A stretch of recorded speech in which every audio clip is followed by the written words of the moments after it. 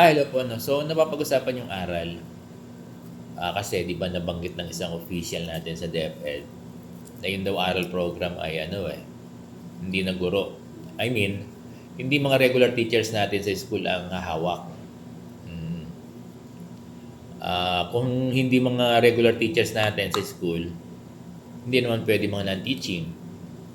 So, kukuha yan ng mga tutors outside the school, no? Kasi ang aral tutor ngayon ay sa class program, nilagay ng regular na sabihin may schedule siya after the regular class ng mga bata. Kung ang regular schedule ng first shift, di ba, ay 7 to 12 o 7 to 1. So after nun, 1 to 2 ay aral program. So magko-commence yan ng June 15. Kasi doon sa class program, kasama na yung aral. Oo, yung aral program. Ngayon, tinatanong ng mga teachers, siguro akala nila pwede sila, no? Kung meron daw bang compensation, may bayad daw ba yung magtututor? Kung outsider ang kukunin, malamang nababayaran kasi walang outsider na magbo-volunteer para sa aral tutor. Ha? Walang outsider na magbo-volunteer para sa aral tutor. Kaya tingin ko, ang thoughts ko diyan ay talagang magkakaroon ng bayad, no? Sabihin, yung mga aral tutors na kukunin, posible na may bayad. Di ba? Imposible kung walang bayad kasi walang magtuturo diyan. Kasi ang hanap din ng mga walang trabaho ay work. Di ba? Ngayon, pwede ba yung mga regular teachers yung after the class nila, no? Beyond the regular class. Yan hindi natin alam kung papayagan kayo kasi ang statement ng ating official DepEd official hindi guro ang hawak ng aral. Siguro baka ang ibig sabihin doon hindi lalagay sa regular load ng mga guro. Yung sa regular. Ano ko lang to iniisip ko lang, thoughts ko lang to.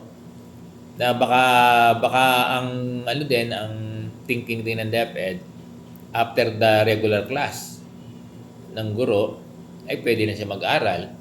Kaya lang, still, manghihingi ng compensation yung mga guro, no? Kasi hindi rin yan papayag sila na walang compensation kasi overload. Kaya lang, mag-stick tayo doon sa sinasabi ng ating DepEd. Diba? Sabi niya, hindi guro ang magtuturo ng aral. Ngayon, balik tayo dun sa tanong. Kung may bayad ba? May compensation ba yung aral tutorial? Kasi nung last school year, wala. Walang monetization nor allowance yung mga aral tutors. Nagbigay lang nung training ng food allowance. Yun lang. Other than that, wala na. In the entire aral program na nagtuturo yung mga aral tutors last year, hindi sila na-compensate. Kasi ang nakalagay naman doon kung hindi sila mga guro, di ba? Kasi yung ginamit namin, student teachers mga mga practice teachers So pwede nilang magamit 'yon as document credential when they apply for teaching one position. Pwede nilang maging certification ng teaching experience sila. Teaching experience. Pwede yung aral. Yun na lang po pwede nilang tawag dito, maging favor sa kanila, no? Oo. Yun na lang ang pwede nilang ma-earn doon sa aral, yung certification na teaching experience nila. Pero yung mga gurong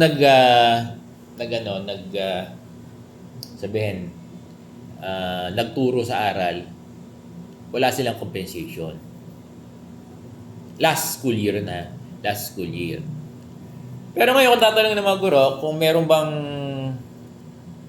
bayad yung tutor ng aral, kung ako tatanungin, posible. Posible. Kasi outside the tutors ang kukunin eh. Wala naman sigurong outside tutors na na hindi magpapabayad. Lalo ngayon, crisis, no?